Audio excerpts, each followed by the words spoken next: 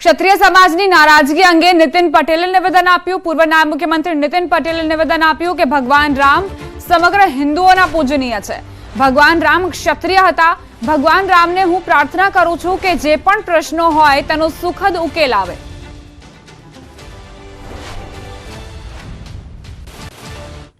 જો ભગવાન રામ સમગ્ર હિન્દુઓના પૂજ્ય છે।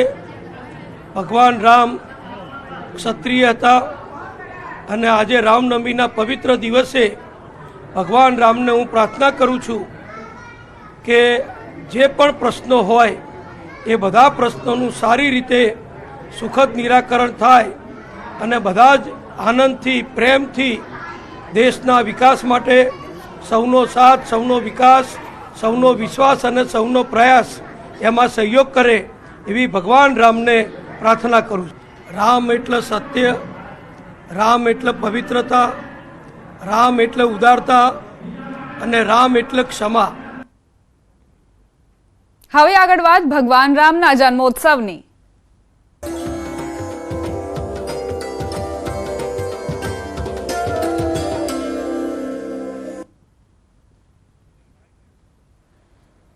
સુરતનું એક એવું રામ મંદિર જ્યાં ભગવાનની મૂર્તિ અથવા ફોટાની પૂજા નથી પણ મંત્ર પુસ્તકોની પૂજા થાય છે। અડાજણ પાલ રોડ પર આવેલા દિવ્ય શ્રી રામ નામ મંદિરમાં 1100 કરોડ મંત્રના 3 લાખથી વધુ રામ નામ લખેલા પુસ્તકો સ્થાપિત કરવામાં આવ્યા છે। આ મંદિરમાં ભગવાનનો કોઈ ફોટો કે મૂર્તિ નથી પણ માત્ર મંત્ર લખેલા પુસ્તકો છે। અહીં વિશ્વ શાંતિ રામ સ્તંભ બનાવવામાં આવ્યો છે જે 51 ફૂટ ઊંચો છે। આ સ્તંભની ભક્તો પ્રદક્ષિણા કરે અને દર્શન કરી ધન્યતા અનુભવે છે। મંદિરમાં પ્રદક્ષિણાનું ઘણું મહત્વ છે। આ મંદિર બનાવવા માટે શ્રી રામજી મંદિર સેવા ટ્રસ્ટે વિનામૂલ્યે જમીન ફાળવી છે જે રામ મારુતિ સેવા ટ્રસ્ટ દ્વારા મંત્ર લેખનનું ભગીરથ કામ થઈ રહ્યું છે। અહીં મંત્ર લેખન પુસ્તક રૂપી ભગવાન શ્રી રામને બિરાજમાન કરવામાં આવ્યા છે।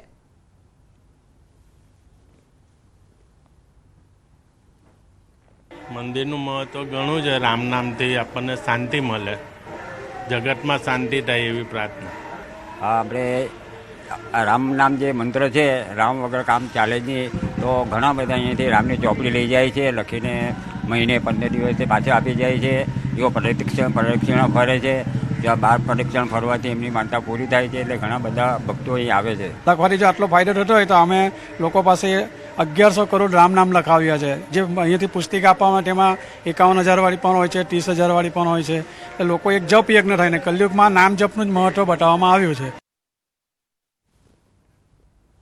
ધોરાજીમાં રામનવમીની શોભાયાત્રામાં લલિત વસોયા અનોખા અંદાજમાં જોવા મળ્યા। લલિત વસોયા રાસ, તલવાર રાસ અને ઢોલ વગાડતા નજરે પડ્યા।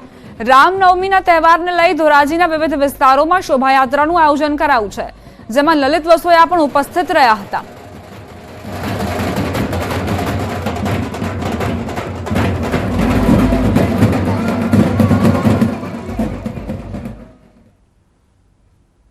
રામનવમી નિમિત્તે રાજકોટમાં ભાજપ ઉમેદવાર પરસોત્તમ રૂપાલાએ રથયાત્રાને પ્રસ્થાન કરાવ્યું।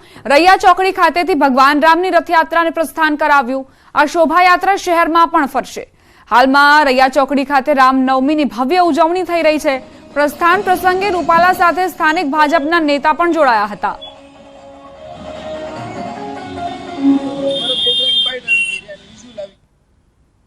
અયોધ્યાના રાજારામ ભગવાન શ્રી રામની આજે રામનવમી છે, એટલા માટે સમગ્ર દેશમાં ભગવાન શ્રી રામ પ્રત્યેની આસ્થા, શ્રદ્ધા અને ભગવાન શ્રી રામના જીવન ચરિત્રમાંથી શીખવા જેવા વિષયો પ્રત્યેની પ્રેમ એ દેખાઈ રહ્યો છે। હું આજે ગર્વની લાગણી અનુભવું છું કે અયોધ્યામાં શ્રી રામલલ્લાના પધરામણી 22 તારીખે થઈ પછીની આ પહેલી રામનવમી એટલે સમગ્ર દેશવાસીઓને ખૂબ ખૂબ શુભકામના પાઠવું છું, ખૂબ ખૂબ શુભેચ્છા આપું છું। કોંગ્રેસ કાર્યકરોએ લગાવ્યા જય શ્રી રામના નારા। અમરેલી કોંગ્રેસના ઉમેદવાર જેની ઠોમરે રામનવમીના નિમિત્તે રામજી મંદિરે ભગવાન રામના દર્શન કરી આરતી કરી। આ સમયે કોંગ્રેસ કાર્યકરો પણ જોડાયા।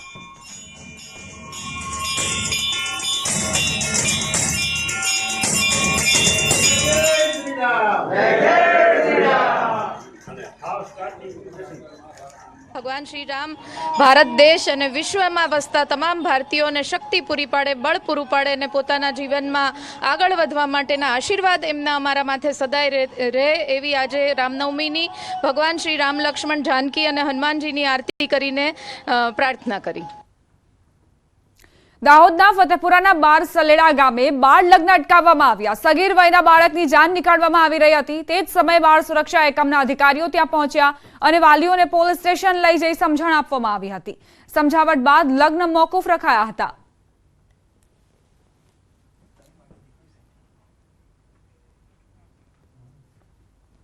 વલસાડના પારડી નજીક નેશનલ હાઈવે પર વિચિત્ર અકસ્માત સર્જાયો. પૂર ઝડપે પસાર થઈ રહેલા ટ્રકે કાબુ ગુમાવતા ટ્રક સર્વિસ રોડ કુદાવીને એક ગેરેજમાં આવી ગયો હતો. અકસ્માતમાં ગેરેજમાં પંચર બનાવી રહેલા મોહમ્મદ આફરોઝનું ઘટના સ્થળે જ મોત થયું, જ્યારે અન્ય એક યુવકને ઈજા પહોંચી. બનાવ બાદ આસપાસના લોકો એકત્રિત થઈ ગયા હતા. પારડી પોલીસે સ્થળ પર પહોંચી કાર્યવાહી હાથ ધરી.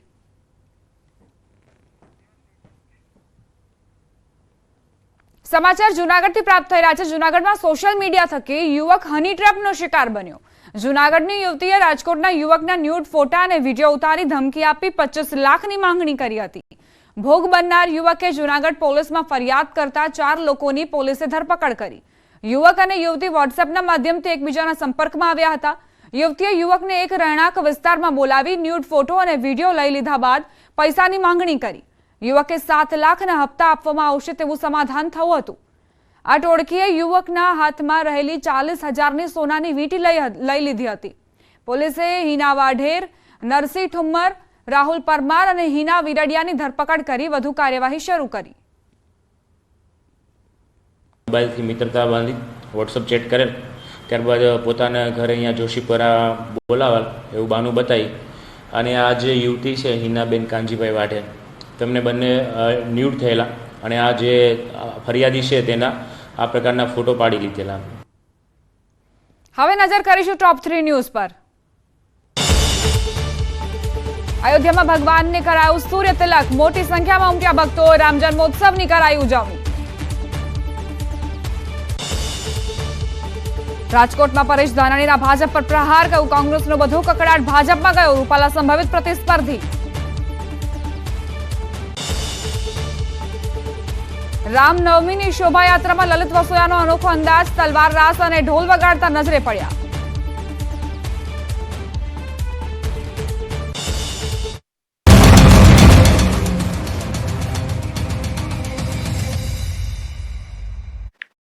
છેલ્લા એક સપ્તાહમાં અમદાવાદની સોલા સિવિલ હોસ્પિટલમાં ડેન્ગ્યુના 2 પોઝિટિવ કેસ નોંધાયા. અમદાવાદના વિવિધ વિસ્તારમાં દૂષિત પાણીના કારણે પાણીજન્ય રોગમાં પણ વધારો થયો. અમદાવાદના પશ્ચિમ ભાગમાં આવેલી સોલા સિવિલ હોસ્પિટલમાં છેલ્લા એક સપ્તાહ દરમિયાન ઓપીડીમાં કુલ 9,726 કેસ નોંધાયા, જ્યારે તેમાંથી 850 દર્દીઓને વધુ સારવાર અર્થે હોસ્પિટલમાં ભરતી કરવાની ફરજ પડી. તો મચ્છરજન્ય રોગોમાં ડેન્ગ્યુના 81 સેમ્પલ લેવામાં આવ્યા, જેમાંથી 2 કેસ પોઝિટિવ આવ્યા. તદુપરાંત ચિકનગુનિયાના 9 અને મેલેરિયાના 181 શંકાસ્પદ કેસમાંથી 1 પણ કેસ પોઝિટિવ આવ્યો ન હતો. આ ઉપરાંત ઝાડા ઉલટીના 4 કેસ નોંધાયા તથા વાયરલ હિપેટાઇટિસના 7 કેસ નોંધાયા. તદુપરાંત ગત સપ્તાહમાં વાયરલ ઇન્ફેક્શનના 1342 કેસ નોંધાયા હતા. ગત સપ્તાહમાં પાણીજન્ય રોગ ટાઇફોઇડના 41 કેસ નોંધાયા હતા. આ ઉપરાંત સ્વાઇન ફ્લૂના 11માંથી 5 દર્દીઓનો રિપોર્ટ પોઝિટિવ આવ્યો હતો. આ વર્ષે કેસર કેરી ખાવા મળે તો સારું. ગીરમાં કેરીના આંબા પરથી કેરીઓ ખરી રહી છે, જેથી ખેડૂતોની ચિંતા વધી ગઈ છે. આ દ્રશ્યો છે ગીર સોમનાથ જિલ્લાના ગીરમાં આવેલી આંબાવાડીના. આપ જોઈ શકો છો દરેક આંબામાં કેરીઓ ઝૂલી રહી છે, તો અસંખ્ય કેરી આંબાની નીચે જમીન પર ખરી પડી છે. નીચે પડેલી કેરીઓ માર્કેટમાં 5 રૂપિયા કિલો પણ કોઈ લેતું નથી. બીજી તરફ આંબાવાડી રાખીને બેઠેલા ઇજારાદાર હાલ ચિંતામાં છે. આંબા પરથી કેરીઓ ખરી પડશે તો વધશે શું? હવે તો આંબાઓમાં ફૂટ ફ્લાવરિંગ પણ અટકી ગયું છે. 10 દિવસ પહેલા જે નાની કેસર કેરીના 1 કિલોના ભાવ 50 થી 60 રૂપિયા હતા, તે કેસર કેરી આજે 5 રૂપિયામાં ખેડૂતો પાસેથી વેપારી ખરીદી રહ્યા છે. ગત વર્ષની સરખામણી આ વખતે કેસર કેરી માર્કેટમાં માત્ર 40% આવે એવી સંભાવના છે. આ ઘટનાને લઈને કૃષિ વૈજ્ઞાનિકોનું કહેવું છે કે આ વર્ષે પ્રથમ તબક્કાનું ફ્લાવરિંગ આવ્યું છે. બીજા અને ત્રીજા તબક્કામાં ફ્લાવરિંગ નહીવત આવશે. રાત્રે પડતી ઝાકળ અને દિવસની ગરમીના કારણે કેરીઓ આંબા પરથી ખરી રહી છે. આમ આ વર્ષે માર્કેટમાં ઓછા પ્રમાણમાં કેસર દેખાય તો નવાય નહીં. રાજ્યમાં સતત 4 દિવસથી વાદળછાયું વાતાવરણ છે. ગરમીથી આંશિક રાહત છે, પણ હવે શેકાવા રહેવું પડશે તૈયાર. હવામાન વિભાગે આજથી ગુજરાતભરમાં તાપમાનનો વધારો થવાના સંકેત આપી દીધા છે. રાજકોટ મનપા દ્વારા યલો એલર્ટ જાહેર કરવામાં આવ્યું છે. તો દિવસ દરમિયાન અમદાવાદ શહેરમાં મહત્તમ તાપમાન 40 ડિગ્રી સેલ્સિયસ પહોંચે તેવી શક્યતાઓ છે. આજથી રાજ્યભરમાં અકળાવતી ગરમી પડવાની શક્યતાઓ છે. હવામાન વિભાગના મતે જૂનાગઢ, પોરબંદર અને કચ્છના કેટલાક વિસ્તારમાં ભારે ગરમી પડવાની આગાહી છે. રાજકોટની વાત કરીએ તો છેલ્લા ઘણા સમયથી તાપમાન સતત વધી રહ્યું છે. હાલ તાપમાનનો પારો 41 ડિગ્રીને પાર થતાં જ મનપાના આરોગ્ય વિભાગ દ્વારા યલો એલર્ટ જાહેર કરાયું છે. તેમજ આરોગ્ય અધિકારી દ્વારા હીટવેવથી બચવા માટેના સૂચનો જાહેર કરવામાં આવ્યા છે, જેમાં લોકોને તડકામાં બહાર નીકળતી વખતે સાવચેતી રાખવા જણાવ્યું છે. તેમજ કોઈ પણ પ્રકારની તબિયત બગડે તો તરત જ મનપાના આરોગ્ય કેન્દ્ર અને સિવિલ ખાતે સંપર્ક કરવા અપીલ કરવામાં આવી છે. રાજ્યમાં સંભવિત હીટવેવની અસર સામે આગોતરા આયોજન માટે સીએમના અધ્યક્ષ સ્થાને બેઠક યોજાઈ. 8 વિભાગોને સાંકળીને સરકારે એક્શન પ્લાન તૈયાર કર્યો છે.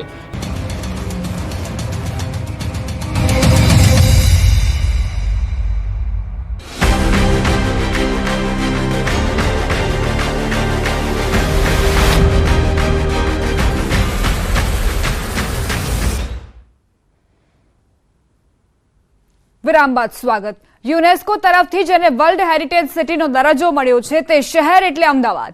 સાબરમતી નદીના કાંઠે વસેલા અમદાવાદ શહેરની પૂર્વ લોકસભા બેઠક પર આ વખતે પટેલ વર્સિસ પટેલનો જંગ જામવાનો છે. સતત બીજી વાર ભાજપે હસમુખ પટેલને મેદાને ઉતાર્યા છે.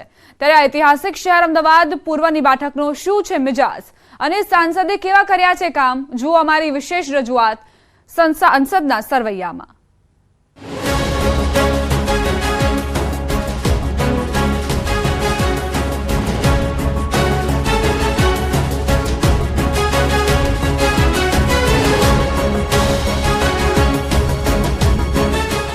લોકસભાની ચૂંટણીના મતદાનને હવે ગણતરીના દિવસો જ બાકી રહ્યા છે. ત્યારે ગુજરાતમાં સૌથી મહત્વની ગણાતી અમદાવાદ પૂર્વની બેઠક પર આ વખતે ખરાખરીનો જંગ જામવાનો છે. હાઈ પ્રોફાઇલ બેઠક ગણાતી આ બેઠક આમ તો ભાજપનો ગઢ માનવામાં આવે છે. આ બેઠક પર 1989 થી સળંગ 35 વર્ષ ભાજપનો દબદબો રહ્યો. આ બેઠક પરથી લોકસભાની 2014ની ચૂંટણીમાં ફિલ્મ અભિનેતા પરેશ રાવલ લડ્યા હતા અને જીત્યા હતા. 2019ની લોકસભાની ચૂંટણીમાં ભાજપના ઉમેદવાર તરીકે હસમુખ પટેલની 61.76% મત સાથે વિજય બન્યા હતા, જેમાં તેમને 7,49,834 મત મળ્યા હતા. આ બેઠક તેમણે 4,34,330 મતના માર્જિનથી પ્રાપ્ત કરી હતી. કોંગ્રેસના ગીતા પટેલને હરાવ્યા હતા. આ બેઠક પર ફરી એકવાર ભાજપે હસમુખ પટેલ પર જ વિશ્વાસ મૂક્યો હતો, તો સામે કોંગ્રેસે હિંમતસિંહ પટેલને મેદાનમાં ઉતાર્યા છે. પાટીદારોનો ગઢ કહેવાતી અમદાવાદ પૂર્વની લોકસભા બેઠકમાં મોટા ભાગે ગ્રામ્ય વિસ્તારો તેમજ અમદાવાદ જિલ્લાનો સમાવેશ થાય છે. નવા સીમાંકન બાદ 2008માં અમદાવાદ શહેરમાં પૂર્વ અને પશ્ચિમ લોકસભા બેઠક અસ્તિત્વમાં આવી. 2009માં પ્રથમ વખત ચૂંટણી યોજાઈ હતી અને તેના પ્રથમ સંસદ સભ્ય ભારતીય જનતા પાર્ટીના હરીન પાઠક હતા. અહીં દેશના અનેક રાજ્યોમાંથી આવેલા લોકો વસવાટ કરે છે. આ બેઠકમાં ઉત્તર ભારતીયો તેમજ સૌરાષ્ટ્ર તથા ડાયમંડ વેપારીઓનો બહોળો વર્ગ વસે છે. એક જમાનામાં અહીં કાપડની મિલો ધમધમતી હતી અને મિલના ભૂંગળાના અવાજ સાથે દિવસની શરૂઆત થતી હતી. ત્યારે છેલ્લા 5 વર્ષથી આ બેઠક પર રાજ કરતા હસમુખ પટેલની કામગીરીથી જનતા કેટલી ખુશ છે તે જાણવાનો પ્રયાસ કર્યો. ત્યારે સાંભળો જનતાનો મિજાજ. कि हमारे जो सांसद है जैसे घर जैसा परिवार जैसा इंसान है, वो बहुत ही यानी कि हम कभी भी यानी कि कोई काम का भी बोलेंगे तो वो कभी ना नहीं बोलते हैं और हमेशा हमारे साथ में रहते हैं और हमारे वार्ड में रहते हैं. हमारा जैसे कि आरसीसी रोड का था, जैसे कि पानी की लाइन का है, गटर की लाइन का है, ये जो भी यानी कि समस्या का है वो तुरंत हल करते. वो आप संतुष्ट है आपके सांसद से काम से? हम बहुत संतोष है.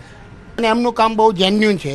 આખી સંસદમાં તમે ગમે એને જઈને પૂછો તો એક જમીન ઉપર રહેવાવાળા વ્યક્તિ છે, બરાબર. અને કોઈ પણને નાના કાર્યકર્તાને એ પણ ઓળખે છે, કોઈ પણનું કામ એ કાઢી આપે છે. એટલે સંતોષ છો ને કામ? બિલકુલ સંતોષ છે, એટલે જ એમને રિપીટ કરવામાં આવ્યા છે. કામ બહુ સારું છે અને ગમે ત્યારે એ લગભગ 5 વર્ષની અંદર ઘણી વખત અહીંયા આવી ચૂક્યા છે બધી જગ્યાએ. અને એમની તરફથી રોડ, રસ્તા, પુલો બધું વ્યવસ્થિત બનાવેલું છે. એમણે ગ્રાન્ટો બી સારી પાસ કરેલી છે.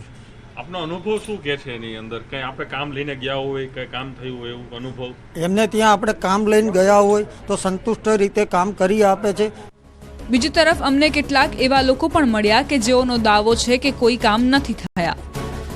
મોટાભાગના કામ પશ્ચિમ વિસ્તારમાં થાય છે. પૂર્વ વિસ્તારમાં કામ ગણીએ તો જે 100% પશ્ચિમ વિસ્તારમાં થતા હોય એના હિસાબે 10% જ પૂર્વ વિસ્તારમાં થાય છે.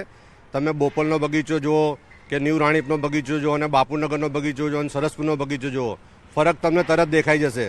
ત્યારે હસમુખ પટેલની સંસદમાં કામગીરીના રિપોર્ટ પર નજર કરીએ તો અમદાવાદ પૂર્વના સાંસદ હસમુખ પટેલે છેલ્લા 5 વર્ષ દરમિયાન સંસદમાં 93% હાજરી આપી, 147 સવાલ પૂછ્યા હતા, જ્યારે 20 ચર્ચામાં ભાગ લીધો હતો, 9.5 કરોડ રૂપિયાની ગ્રાન્ટ વાપરી છે. ત્યારે આ બેઠક પર જ્ઞાતિ સમીકરણ અને મતદારોની વાત કરીએ તો અમદાવાદ પૂર્વના મતદાર ક્ષેત્રમાં કુલ 20,10,350 મતદાર છે, જેમાં 10,52,968 પુરુષ મતદાર છે, જ્યારે 9,57,269 સ્ત્રી મતદાર છે, તો 113 અન્ય મતદાર છે. અમદાવાદ પૂર્વ લોકસભાની બેઠક પર વોટ બેંકનું સમીકરણ ઘણું રસપ્રદ રહ્યું છે. ત્યારે જાતિગત સમીકરણ વિશે વાત કરીએ તો પાટીદાર 17%, વણિક 6%, ઓબીસી 16%, દલિત 17%, મુસ્લિમ 9%, બ્રાહ્મણ 8%, રાજપૂત 9% અને 21% અન્ય જાતિના મતદારો છે. અમદાવાદ પૂર્વની બેઠક પર આવતી વિધાનસભા બેઠક પર નજર કરીએ તો અમદાવાદ પૂર્વ લોકસભા બેઠકમાં ગાંધીનગર દક્ષિણ, દહેગામ, વટવા, નિકોલ, નરોડા, ઠક્કરબાપાનગર અને બાપુનગર વિધાનસભા બેઠકનો સમાવેશ થાય છે. આ તમામ બેઠકો 2022ની વિધાનસભા ચૂંટણીમાં ભાજપે જીતી હતી. ત્યારે વિધાનસભાની ચૂંટણીના પરિણામ અને 5 વર્ષની કામગીરીના જોરે ફરી હસમુખ પટેલે જીતવાનો દાવો કર્યો છે. તો કોંગ્રેસના ઉમેદવાર હિંમતસિંહને વિશ્વાસ છે અમદાવાદ પૂર્વ પર પહેલીવાર પંજાનો પંચ લાગશે અને આ વખતે પણ 7 લાખ કરતાં વધુ માર્જિનથી અમારો વિજય નિશ્ચિત છે. વાત રહી વિકાસની તો સતત મોટા કામો 12,000 કરોડના વિકાસના કામો મારા લોકસભા વિસ્તારમાં થયા છે. એમાં સૌથી વિશેષ ખારીકટ કેનાલ ઉપર જે આરસીસી રોડ બની રહ્યો છે એનાથી આવનારા દિવસોમાં ત્યાં પરિવહન તો સરળ બનશે જ, સાથે સાથે એક કોમર્શિયલ લાઇફલાઇન વિકાસ થશે અને એનાથી યુવાનોને રોજગારી પણ મળવાની છે. લોકોને જે જીવન જરૂરિયાતની જે મૂળભૂત જે જરૂરિયાત છે એનાથી આજ દિન સુધી ભાજપનું શાસન રહ્યું છે અને વંચિત રહ્યા છે લોકો, ના શિક્ષણની કે ના આરોગ્યની. અને તમે જુઓ છો છાપાઓમાં પણ આવે છે, મીડિયાઓમાં પણ આવે છે કે એમનું જે વહીવટી તંત્ર છે મહાનગરપાલિકાનું, ઉભરાતી ગટર ને પોલ્યુશનનું પાણી આજે નિકોલ જેવા વિસ્તારમાં કે જે સમગ્ર વિસ્તાર સોસાયટીઓનો છે ત્યાં 6 મહિના સુધી લોકો ટેન્કરોથી કે પાણીના બોટલોથી પાણી મંગાવીને પાણીના કેરબાઓથી લોકો ચલાવી રહ્યા છે. આ બેઠક ભાજપની પરંપરાગત બેઠક ગણાય છે. જો કે આ વખતે બંને ઉમેદવાર પાટીદાર છે, એટલે આ મતદાતાઓ કઈ તરફ વળે છે તે જોવું રહ્યું.